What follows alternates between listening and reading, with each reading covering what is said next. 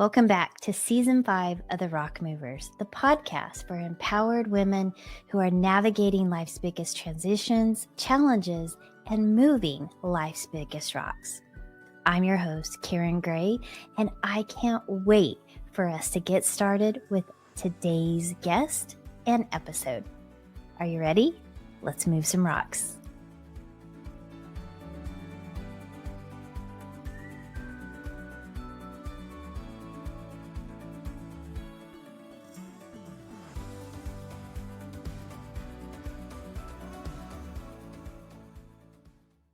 Welcome back, Rock Movers. Today's guest is someone that I know you're going to be completely inspired by because the rocks she's moved have been so transformational.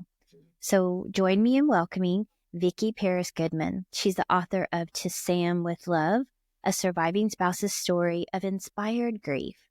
After the death in 2019 of her husband, Sam, who was the love of her life, she was unexpectedly flooded with optimism and presented with a host of possibilities for an exciting and meaningful future. Having lived most of her life in the Los Angeles area, Miss Goodman now resides in Prescott, Arizona, as you can tell from her beautiful home, and she's currently writing her second book, Speed Bumps and Other Impediments to the Life in the Fast Lane.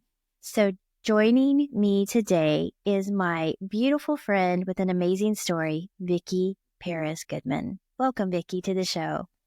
Oh, thank you, Karen. I'm so pleased to be here. Thank you for having me. We are so excited to have this conversation today. Our team was looking forward to it. And I know our community is just going to be so inspired because that is literally your whole mission is this inspired grief, which is your website, inspiredgrief.com. So we know that that's probably the biggest rock that you face, but tell us a little bit about that because that's always where we start is what was that big rock that transformed everything? Well, who knew that I would be completely changed as a human being as a result of my husband, Sam, passing away in 2019 from cancer. Yeah. You know, I knew life would change because the person I'd shared my home and my life with, wasn't here, at least not physically anymore. Right. And I didn't think there would be much beyond my just having to cope with my new situation because I was raised very secular. I had begun to believe in a higher power, but I hadn't taken that very far. It was a very rudimentary faith, if you will. And then suddenly, on the very day Sam passed, was like a helping hand was coming from somewhere outside myself to guide me. And I thought, oh, maybe Sam's in the afterlife. Maybe there is such a place. And maybe he is reaching over to help me. And then later on, I thought, I don't know if it's Sam. I think it's God. And the greatest thing that happened was I had access to meetings for the first year after Sam passed. About once a month, I was offered meetings with the hospice chaplain. And I immediately started asking her about the afterlife. And she recommended I read a story about a neurosurgeon, secular neurosurgeon, who had had a near-death experience. And in reading his story, it was so convincing for me that it brought me the rest of the way to fully believing in God and an afterlife.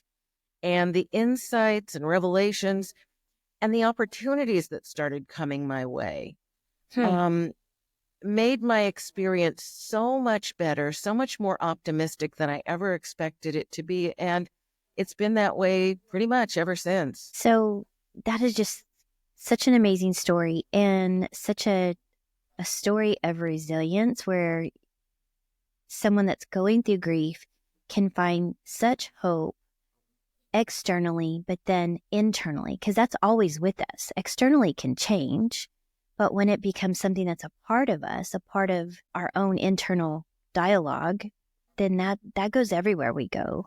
So I love that that's kind of the message that you just shared is this transformation of God being a part of this whole process. So what are you doing now that you've learned all of this being possible? How is that changed who you show up for the rest of the world and what you get to do today? One of the best and most powerful insights that I received of many actually came to me after I published To Sam with Love.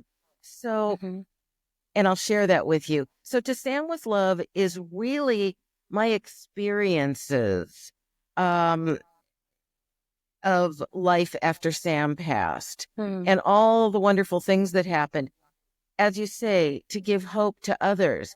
But this insight that came to me, basically, in a nutshell, it is a question: is death really tragic? And I thought, if you believe in God, in a loving God, and a beautiful beyond words afterlife, and if you know that God has a plan for each one of us, and that plan is very seldom for both people in a love relationship, let's say a marriage, to pass away at the same time. How many couples both die in a car crash or a plane crash at exactly the same moment? Someone is always going to pass away first. And so if God's plan is to have my Sam pass away ahead of me, all it means is that his plan includes more experiences for me, more learning for me, and perhaps even for me to teach others. And it occurred to me that this is not a terrible thing. It's just a natural part of life. And there is no reason to think of it as tragic. In fact, maybe it's even a good thing. Stay with me here. Because if Sam that's goes a to total mind shift right there. Because if Sam is going to this beautiful place, awaiting me to join him there someday, I can't any longer see this as in any way tragic. And I want people to wrap their heads around this. So because it's not in the book To Sam with Love, because it came to me afterwards, I put it in 3 audio episodes that I have available for free online. And you really should go there to subscribe to those audio episodes. So some people have said after they hear this, they said, wow, this message should start a movement for so many people who would otherwise just ensconce themselves in deep grief that is painful and prolonged. This message could change everything for those people. So that's why I come on to shows like yours, Karen, as a guest in order to get this message out there. I'm not a person who has ever really found a way to help others because of some things that happened in childhood that we need not go into. I've always been a little bit self-involved.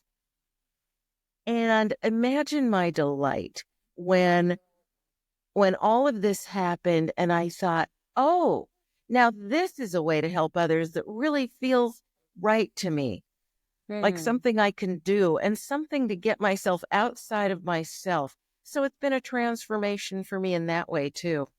Wow. So tell us more about the book and what someone that maybe is going through a grief or maybe they're going through a very traumatic illness with someone, anticipating this grief, or, it's kind of extended, right? We feel grieving now as the process is going through. I know I did with my mom and her long-term illness. And so what can we anticipate to get from the book itself?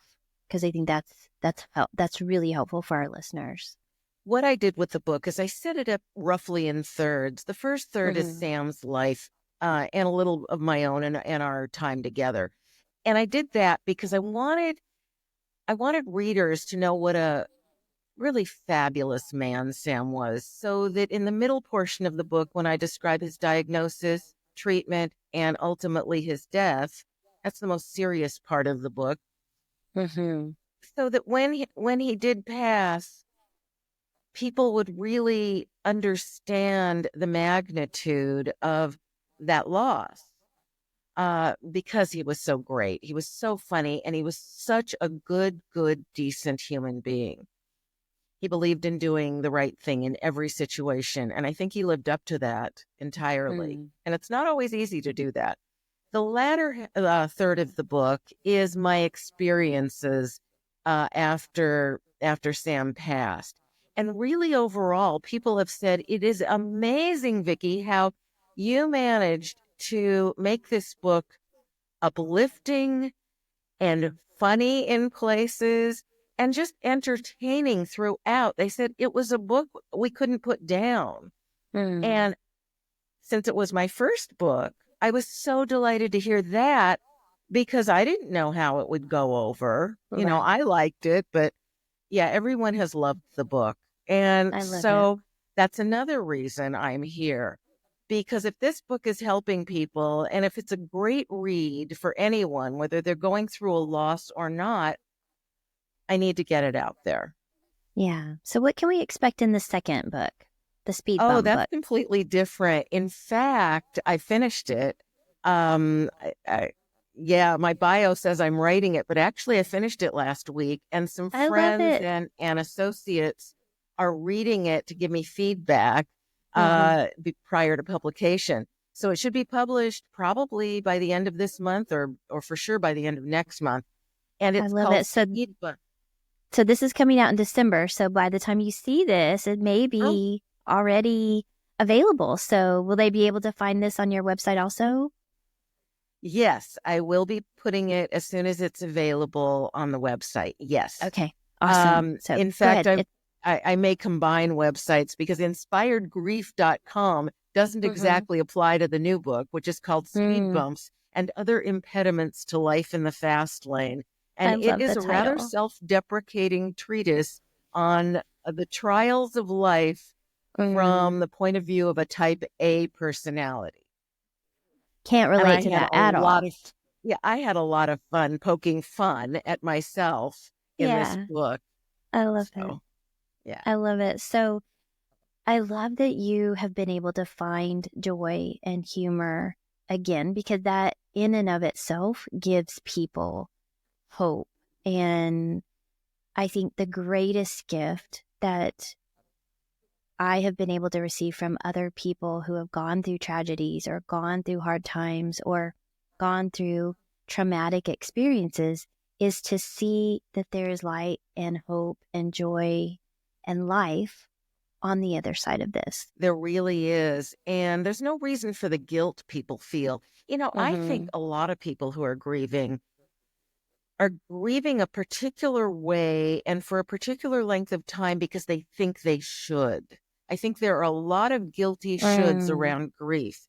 Yeah. You know, when I was flooded with optimism on the day Sam passed, I thought, that's unseemly. What is going on here? And my first instinct was to push it away. But then I thought, you know, I was so strong during our 2-year ordeal from diagnosis to his passing.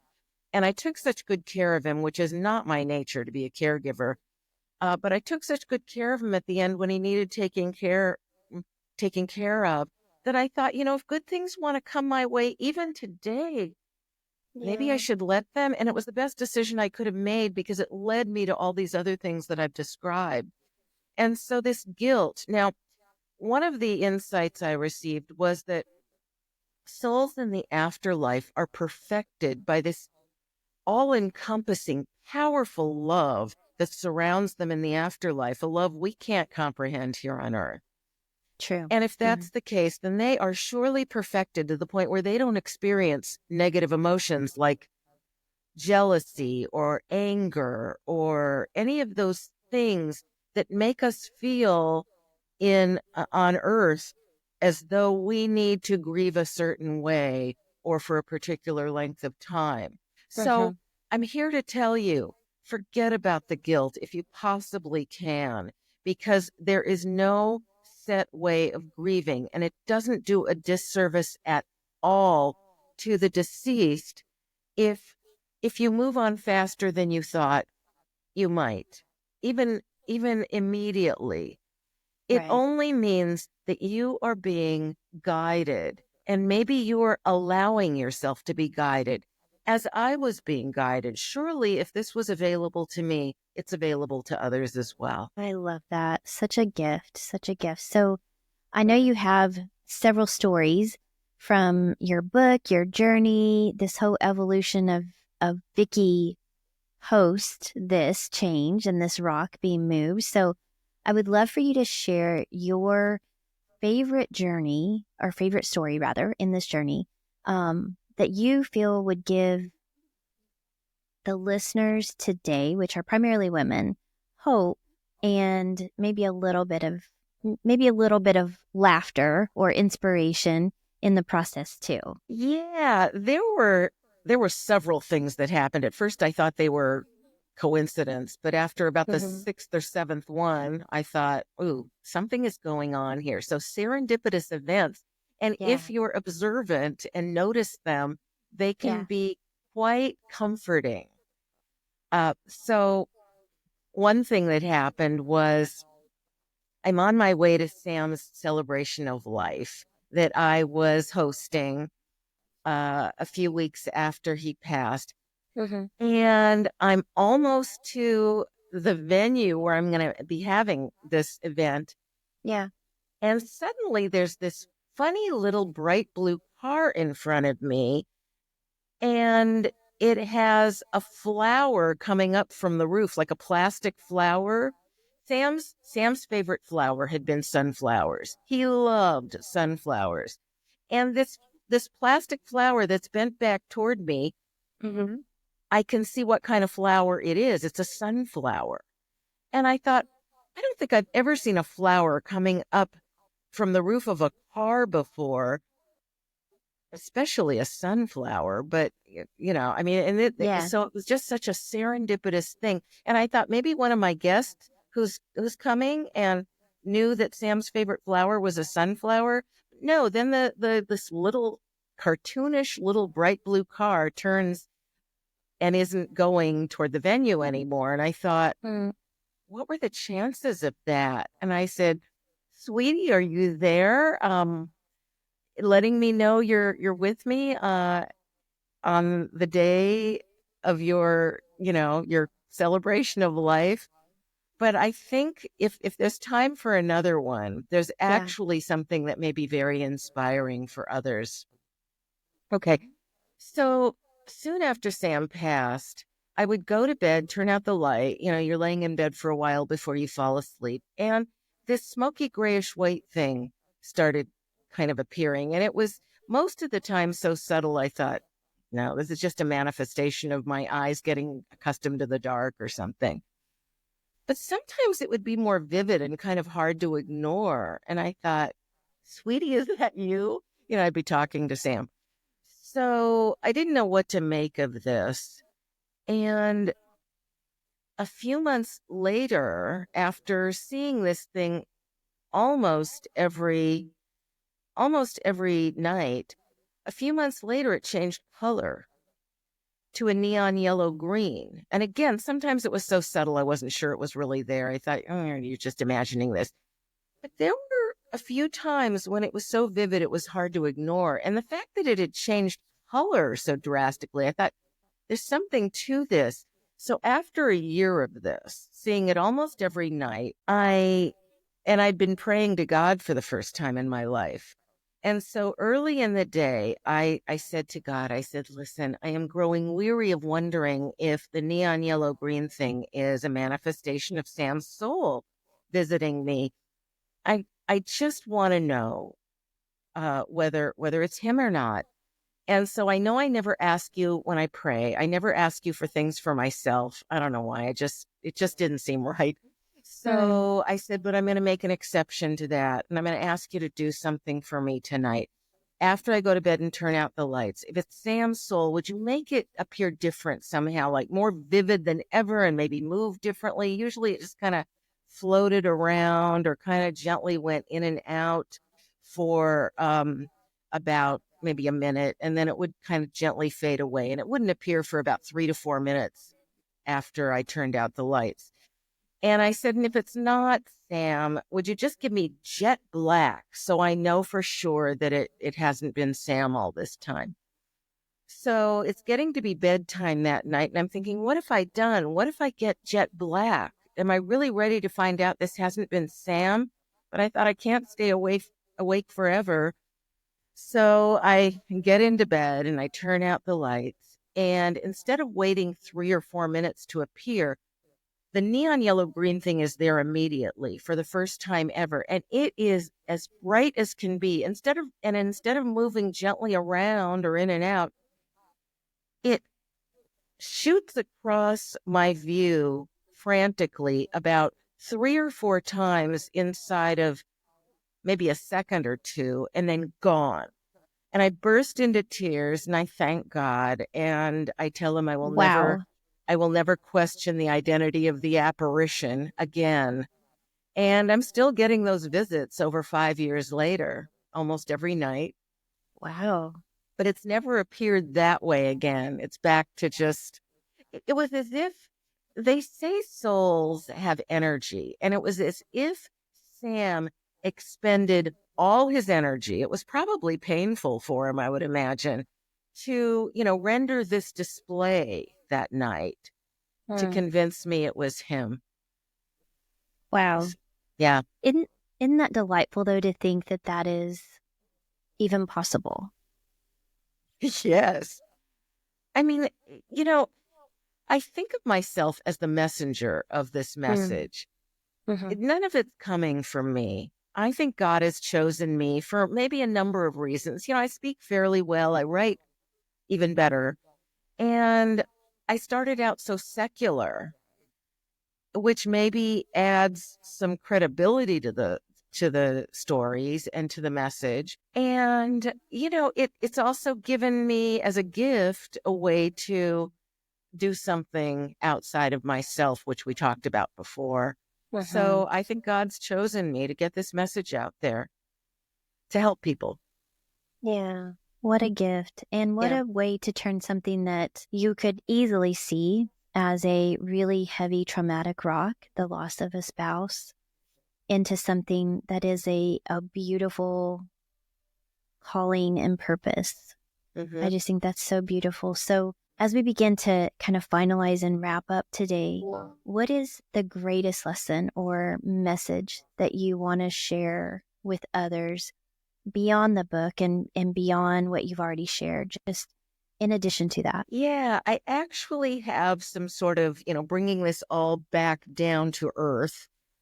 Yeah. I have some tips for survivors. There were a couple of things that worked really well for me. Because as I was experiencing all these wonderful things, I was still grieving. My life had changed a lot. So, I would get kind of sad toward the end of the day. And I think, okay, that's all right. So what I did Which was is typical, right? The evenings are always harder because it's quiet. Yes, I guess it is. For one thing, life didn't have much meaning for a while. I was having all this fun doing all these new things. Like I started singing at karaoke and found out I could sing. And I started traveling to some really fun and exotic places. I was having the time of my life, but it was hard because nothing had any meaning. I'd come home like at the end of the day, for example, and I'd feel empty inside. But I instinctively knew that it was just going to be this way for a while, maybe for a long time. I was on the right path, but I needed to accept the fact that I had no one to share these things with anymore. Sam was not there to share things with, at least not in the way I was used to him being there to share things with. Right. So one thing I did was I struck a balance between all these activities and fun new experiences and quiet time. Some people were telling me, just keep yourself as busy as possible so you don't have time to think or feel. I knew that was bad advice, however well intended. I struck a balance between the activities and the quiet time. The quiet time is needed to process what's happened to your life when you lose someone who means everything to you. So that is the best advice I can give. And also, if you feel like I did, the guidance is coming your way. Embrace it. Let yourself be led. It worked for me. I think it's available to everyone if they open themselves to it. And would you also say that many people, or several people, I guess, struggle with, like, even in, the case of an illness, but just survivor's guilt. So that guilt of, I'm the one here. It should have and I say this because my dad did. My mom passed from a dementia related illness, and my dad keeps saying it should have been me. And it's been 10 years, 11 years now, actually, since mom passed. And so he has struggled and has not been able to get over the fact that mom passed first and move into this allowing himself to be happy. He just hasn't been able to let go of the guilt that he was the one that survived. Not like they were in a car wreck or anything, but just that has been so traumatic for him, which is a pattern from his life, what he grew up with, parents being the same way. But do you see that also, that those that survive the loss of someone really close struggle to let themselves be happy again?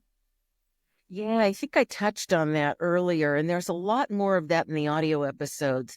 Maybe you should recommend to your dad that he listen to those episodes, and maybe read the book Yeah. too, but especially the audio episodes. They're free, they cost nothing, and they're just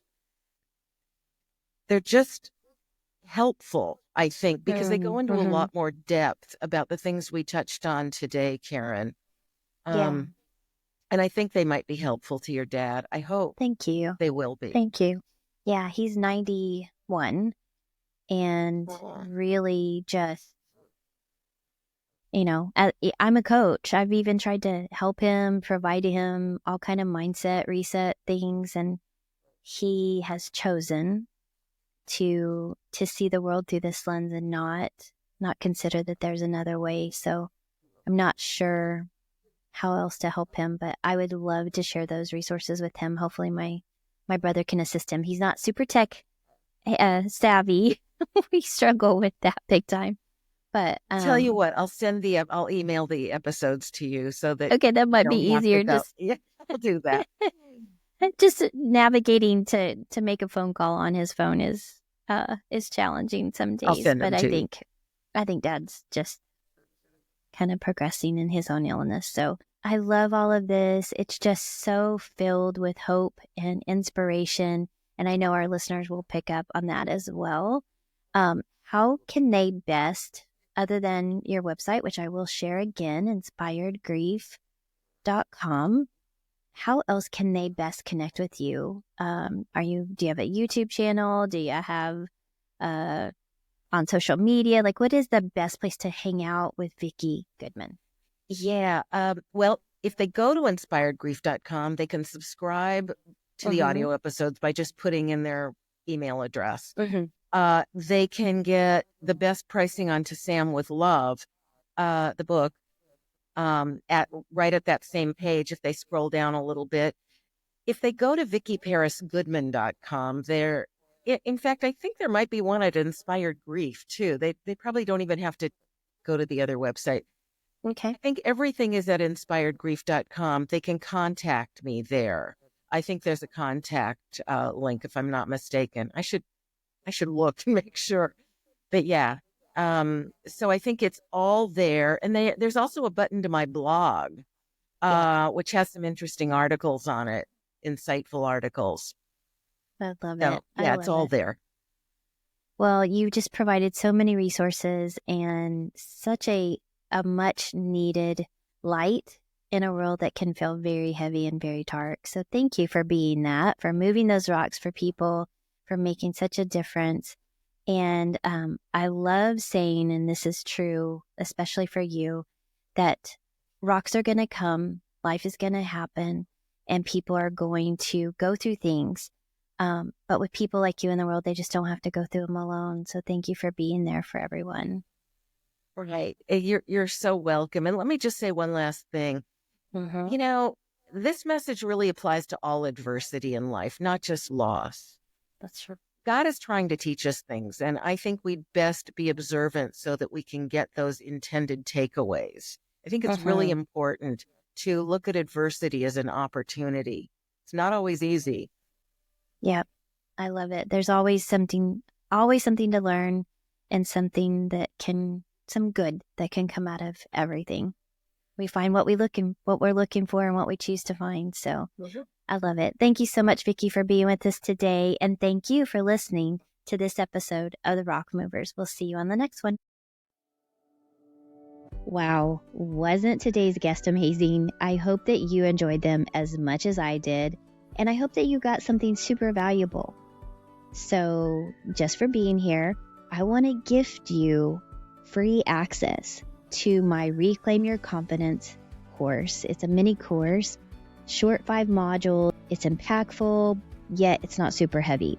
So use VIP 2024 as a code to get free access to this course just for showing up and listening to this entire episode. And I also want to know, what are you getting from this? What would you like to see? What are future episodes? Who do we need to be talking to? Who has some amazing rocks that they want to share? And that's by sharing, commenting, and subscribing to the Rock Movers, and then following me over on social media. We want to stay connected. We want to be a part of your world, and I want to invite you to be a part of mine. If you'd like to book a call, go a little bit deeper into some of these topics, you can find a link to book that call on CoachKarenGray.com. You're always invited to join me there, and I can't wait to dive into deeper conversations with you. That's my way of giving back and saying thank you for being a part of our rock moving community. Until the next episode, or until we jump on the call, have a great day and keep moving those rocks.